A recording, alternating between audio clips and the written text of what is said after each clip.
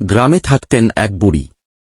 ছোট একটা টিনের ঘরে নিঃসঙ্গ দিন চলে যেত শুধু স্মৃতি আর নীরবতার মাঝে। বুড়ির একমাত্র সঙ্গী ছিল 5টা দেশি মুরগি। তারা সারাদিন উঠানে দৌড়ায়, খেলাধুলা করে। প্রতিদিন সকালে বুড়ি নিজের হাতে খুদ ছড়িয়ে দিতেন উঠানে। মুরগিরা দৌড়ে এসে খেয়ে নিত আনন্দে।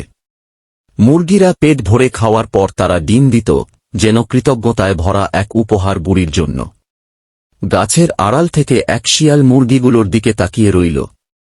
তার চোখে লোভ, জিভে জল। এক রাতের অন্ধকারে শিয়াল চুপি চুপি এসে সে একটা মুরগিকে হাত ধরে নিয়ে যেতে লাগল। মুরগিটা ভয়ে কাঁদছিল, ছটফট করছিল। বুড়ি ছুটে এলেন, চোখে জল, কাঁপা গলায় বললেন, ওরে শিয়াল, আমার মুরগিটা ছেড়ে দেও, ওরা আমার বাচ্চার মতো। শিয়ালের মনে একটু দয়া হল। সে মুরগিটা ছেড়ে দিল। সকালে বুড়ি আবার খুদ ছড়িয়ে দিলেন উঠানে। মুরগিগুলো ঘুরে বেড়ায় খুশিতে, আগের মতোই। ভিডিওটি ভালো লাগলে লাইক, কমেন্ট ও সাবস্ক্রাইব করতে ভুলবেন না। ধন্যবাদ সবাইকে।